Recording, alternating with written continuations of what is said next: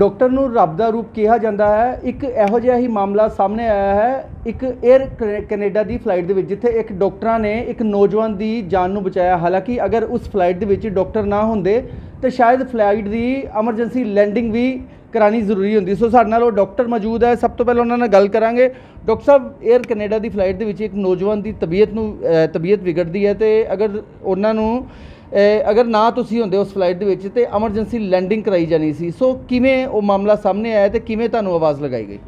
सब नाल पहला मैं अपने आप को इंट्रोड्यूस करना वाजिब समझांगा। मेरा नाम डॉक्टर सतिंदरजीत सिंह बजाज है। मैं सर्जरी विभाग का मुखी हाँ, सिविल हॉस्पिटल जलंधर का ते DNB का हैड हाँ।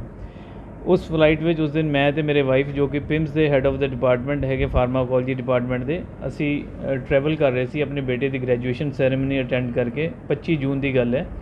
फ्लाइट लगभग 7 घंटे चल चुकी सी, डायरैक्ट फ्लाइट सी, उन्हें 15 घंटे दिल्ली पहुँचना सीगा। असी लगभग जो पायलट ने सानू दसिया असी UK के उपर सीगे, जो सानू एक एमरजेंसी कॉल आई कि एक पेशेंट बिजनेस क्लास में ट्रैवल कर रहा है, वो बहुत सीरीयस हो गया, कोई डॉक्टर है फ्लाइट में तो कृपा करके उन्हें जांच करे। So we rushed to that place. उत्थे जाके देखा कि 34 साल का लगभग उम्र का नौजवान बंदा वो आपे तो बाहर होया सीगा, अखां उन्हें पलटियां हुई सी, उन्हें कन्वर्शल्स वगैरह आ रही सीगियां। तो जदों उहदी हिस्टरी लई गई, पहले आनाकानी की, फिर उन्हें हौली हौली हिस्टरी देनी शुरू की कि उन्हें चढ़न तो पहले काफ़ी मात्रा अफीम खाधी सी, तो उस तो बाद इत्थे 7 या 8 पैग वो लगा चुका है। उस तो बाद की होया कि जो प्यूपल चैक किए गए वो पिन पॉइंट तो नहीं सीगे, बट कंस्ट्रक्टेड सी, या तो उन्होंने अफीम की टॉक्सीसिटी सी या विदड्रॉल सिम्पटम चल रहे थे।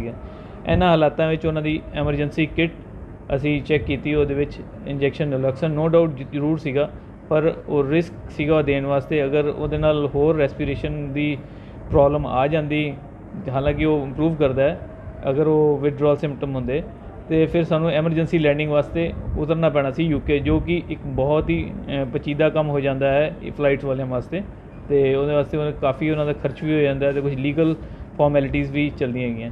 सो इन्हां हालातां दे चलदे मुख रखदियां असी उन्हां दी होर किट जांच कीती ते नीचे ग्राउंड स्टाफ दे नाल टाई अप करके उन्हां डॉक्टर्स दे नाल एक डिसीजन लिया कैलकुलेटेड रिस्क दा। उन्हां कोल टेबलेट लोराज़ेपम सीगी, जो कि सब लिंगुअली 1 मिलीग्राम दी, जो कि पेशेंट नूं रैस्ट विच लियाण वास्ते जरूरत पैंदी है।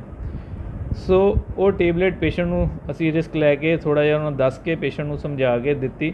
उहदे नाल कि पेशेंट थोड़ा काम डाउन हो गया। अद्धे घंटे बाद फिर दोबारा वो टेबलेट रिपीट की गई। ऐदा करते करते वो ऑक्सीजन भी नाल आप मॉनीटर करते रहे ताकि सैचुरेशन फॉल ना करे, तो पेशेंट थोड़ा थोड़ा इंप्रूव करना शुरू हो गया। जब तक फ्लाइट लैंड हुई तद तक पेशेंट बिल्कुल नॉर्मल हो गया सी, उन्होंने हॉस्पिटलाइजेशन की जरूरत नहीं पई, तो फ्लाइट लैंड करने का भी जो खतरा सी वो भी टल गया। सो इस करके वो फ्लाइट सानू मतलब जो पायलट वगैरह सी they were very thankful to us. तुहानू सन्मानित भी किया गया जी। उन्होंने chief medical officer Jim Chung सीगे, उन्होंने सानू एक सन्मान पत्र नाल सन्मानित किया, जिहदे विच नाल उन्होंने सानू 30% ऑफ नैक्सट फ्लाइट के वाचर्स भी उन्होंने प्रदान किए, जो कि उन्होंने कहा कि अज के दिन तुसीं जो हैल्प की उहदे नाल अस हमेशा आपां याद रखांगे। तो जदों असीं फिर बाहर निकले प्लेन तो सारे स्टाफ ने सानू क्लैप करके सानू हैंडशेक करके साडा अच्छी तरह उन्होंने आदर सम्मान किया। मैम, किवें दा महसूस होंदा कि डॉक्टर नूं रब दा रूप किया जाता? तुसीं भी उस वेले उस फ्लाइट दे विच मौजूद सी। सो माहौल किहो जिहा सी? एक डर दा माहौल बनिया सी, क्योंकि अगर तुसीं उस फ्लाइट दे विच ना होंदे तो शायद उस फ्लाइट नूं एमरजेंसी लैंडिंग करवाना पैंदा। हाँ जी, उस फ्लाइट विच डर दा माहौल बनिया सी। पेशेंट दे नाल उसदा एक फ्रेंड सी जो बुरी तरह घबराया होया सी। पहले दसना भी नहीं चाहता सी, बट जदों असीं कॉन्फिडेंस विच लैके उन्होंने पुछया तो उन्हें हिस्टरी दी कि पेशेंट ने काफ़ी मात्रा विच ओपीओइड जिन्हों अफीम के रूप में लई है। हुण एक कनकॉक्शन है, पता नहीं उहदे विच की सी, कितनी मात्रा च ओपीओइड सी या नहीं।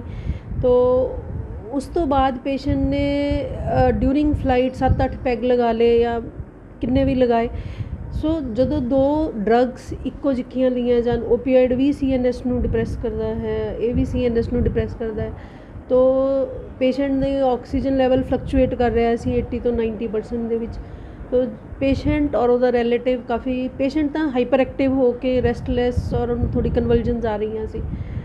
ਉਹ ਆਪੇ ਤੋਂ ਬਾਹਰ ਹੋਇਆ ਸੀ, ਬਟ ਉਹਦਾ ਮਿੱਤਰ ਕਾਫੀ ਘਬਰਾਇਆ ਹੋਇਆ ਸੀ।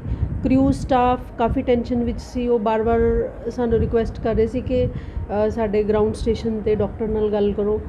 ਤਾਂ ਪੇਸ਼ੈਂਟ ਦੀ ਹਾਲਤ ਦੇਖਦਿਆਂ ਮਹਿਸੂਸ ਹੋ ਰਿਹਾ ਸੀ ਕਿ ਕਾਸ਼ ਇਹਦੇ ਵਿੱਚ ਰੈਸਪੀਰੇਟਰੀ ਸਪੋਰਟ ਵੀ ਅਵੇਲੇਬਲ ਹੁੰਦੀ ਤਾਂ ਅਸੀਂ ਉਹਦੇ ਲਈ ਹੋਰ ਵੀ ਹੈਲਪ ਕਰ ਸਕਦੇ।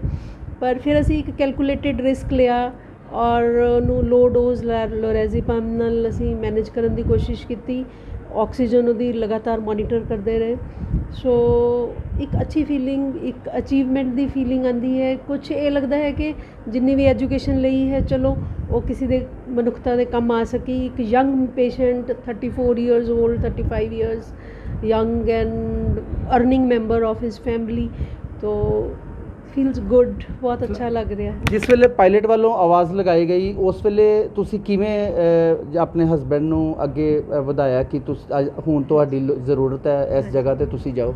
ਜੀ ਬੇਸਿਕਲੀ ਮੈਂ ਫਾਰਮਾਕੋਲੋਜੀ ਡਿਪਾਰਟਮੈਂਟ ਵਿੱਚ ਕੰਮ ਕਰਦੀ ਹਾਂ, ਜੋ ਕਿ ਇੱਕ ਬੇਸਿਕ ਡਿਪਾਰਟਮੈਂਟ MBBS BDS ਦੀ ਟੀਚਿੰਗ ਡਿਪਾਰਟਮੈਂਟ ਹੈ। ਸੋ ਮੇਰੀ ਪੇਸ਼ੈਂਟ ਡੀਲਿੰਗ ਜ਼ਿਆਦਾ ਨਹੀਂ ਹੁੰਦੀ, ਬਟ ਜਿਸ ਤਰ੍ਹਾਂ ਹੀ ਕਾਲ ਆਉਂਦੀ ਹੈ, ਇਹ ਇੱਕ ਅੱਜ ਨਵਾਂ ਹੀ ਨਹੀਂ ਹੋਇਆ। ਅਸੀਂ ਸ਼ਤਾਬਦੀ 'ਚ ਜਾਂ ਕਿਤੇ ਵੀ ਸਫ਼ਰ ਕਰਦੇ ਹੋਈਏ ਪੇਸ਼ੈਂਟ ਦੀ ਕਾਲ ਆਮ ਹੀ ਆਉਂਦੀ ਹੈ। ਤੋ ਮੈਂ ਡਾਕਟਰ ਸਾਹਿਬ ਨੇ ਕਿਹਾ ਚਲੋ ਜੀ ਉੱਠੋ, ਹੁਣ ਤੁਹਾਡੀ ਲੋੜ ਪੈ ਗਈ ਹੈ, ਤੁਸੀਂ ਜਾਓ। ਅਤੇ ਥੋੜ੍ਹੀ ਦੇਰ ਬਾਅਦ ਇਹ ਵਾਪਸ ਆਏ ਕਿ ਨਹੀਂ ਅੱਜ ਤੇਰੀ ਜ਼ਿਆਦਾ ਲੋੜ ਪੈ ਗਈ ਹੈ, ਤੂੰ ਵੀ ਨਾਲ ਆ ਜਾ। ਤੋ ਫਿਰ ਅਸੀਂ ਅਸੈਸ ਕਰਦੇ ਰਹੇ ਰਲ ਮਿਲ ਕੇ। ਚਲੋ ਪਰਮਾਤਮਾ ਦੀ ਕਿਰਪਾ ਵੀ ਹੋਈ, ਪੇਸ਼ੈਂਟ ਦੀ ਜਾਨ ਬਚਾ ਸਕੇ ਔਰ ਜਿਹੜੀ ਐਮਰਜੈਂਸੀ ਲੈਂਡਿੰਗ ਪ੍ਰੀਵੈਂਟ ਹੋ ਗਈ ਕਹਿ ਲਓ, ਉਹਦੇ ਨਾਲ ਜਿੰਨੇ ਵੀ ਸਫ਼ਰ ਕਰ ਰਹੇ ਸੀ ਯਾਤਰੀ ਸਭ ਦਾ ਟਾਈਮ ਔਰ ਪੈਸਾ ਔਰ ਅਦਰਵਾਈਜ਼ ਜਿਹੜੀ ਪਰੇਸ਼ਾਨੀ ਹੈ ਉਹ ਸਭ ਤੋਂ ਬਚਾਅ ਹੋ ਗਿਆ। ਡਾਕਟਰ ਸਾਹਿਬ ਆਖਰੀ ਸਵਾਲ, ਡਾਕਟਰ ਨੂੰ ਰੱਬ ਦਾ ਰੂਪ ਕਿਹਾ ਜਾਂਦਾ, ਲੇਕਿਨ ਅੱਜ ਤੁਸੀਂ ਉਸ ਕਹਾਵਤ ਨੂੰ ਵੀ ਸਹੀ ਕਰਤਾ। ਦੇਖੋ ਜੀ, ਜਦੋਂ ਸਾਨੂੰ ਸ਼ਬਦ ਜਗਾਈ ਜਾਂਦੀ ਹੈ ਉਹ ਹਿਊਮੈਨਿਟੀ ਲਈ ਜਗਾਈ ਜਾਂਦੀ ਹੈਗੀ। ਪਹਿਲੇ ਦਿਨ ਤੋਂ ਅਸੀਂ ਸੇਵਾ ਲਈ ਬੱਧ ਹਾਂ। ਇਹ ਕਦੀ ਨਹੀਂ ਅਸੀਂ ਸੋਚਿਆ ਕਿ ਇਹ ਪੇਸ਼ੈਂਟ ਦਾ ਬੈਕਗਰਾਊਂਡ ਕੀ ਹੈ, ਕਿੱਦਾਂ। ਸਾਡਾ ਪਹਿਲਾ ਨਿਸ਼ਾਨਾ ਇਹ ਹੁੰਦਾ ਕਿ ਹਰ ਪੇਸ਼ੈਂਟ ਨੂੰ ਅਗਰ ਆਪਾਂ ਇੱਕ ਸਾਹ ਵੀ ਦੇ ਸਕੀਏ ਆਪਣੇ ਤੋਂ, ਉਹ ਸਾਡੀ ਉਹਦੇ ਵਿੱਚ ਸਕਸੈਸ ਹੈ। ਸਾਡੀ ਪੜ੍ਹਾਈ ਲਿਖਾਈ ਉਸ ਦਿਨ ਕੰਮ ਹੋ ਗਈ ਹੈ ਕਿ ਅਗਰ ਇੱਕ ਕਿਸੇ ਦਾ ਵੀ ਅਗਰ ਆਪਣਾ ਜੀਵਨ ਦਾਨ ਕਿਸੇ ਨੂੰ ਆਪਾਂ ਦੇ ਦੀ, ਉਹ ਸਾਰੀ ਫੈਮਿਲੀ 8-10 ਬੰਦੇ ਉਹਨਾਂ ਬੰਨੇ ਹੁੰਦੇ ਆ। ਅਤੇ ਵਾਹਿਗੁਰੂ ਦੀ ਮਿਹਰ ਦੇ ਨਾਲ ਅਸੀਂ ਕੋਸ਼ਿਸ਼ ਕਰਦੇ ਰਹੀਦਾ ਅਤੇ ਕਾਮਯਾਬ ਹੋ ਜਾਈਦੇ।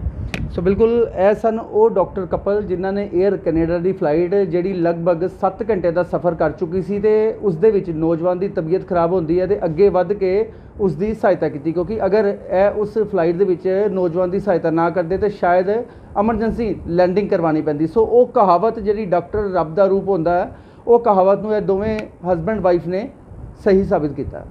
ਅਮਿਤ ਸ਼ਰਮਾ, ਪੰਜਾਬ ਤੱਕ।